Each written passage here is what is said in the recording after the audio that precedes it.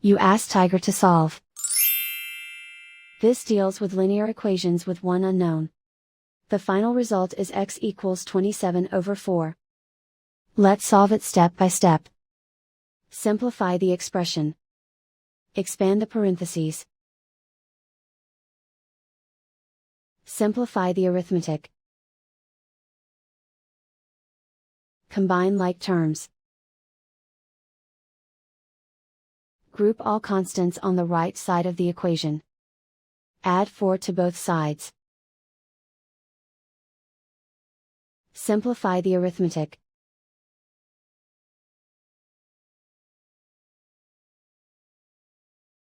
Isolate the x. Multiply both sides by inverse fraction 3/4.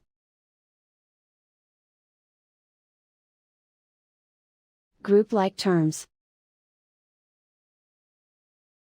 Multiply the coefficients. Simplify the fraction.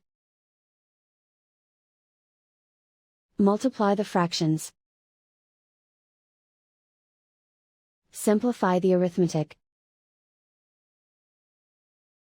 And so the final result is x equals 27/4.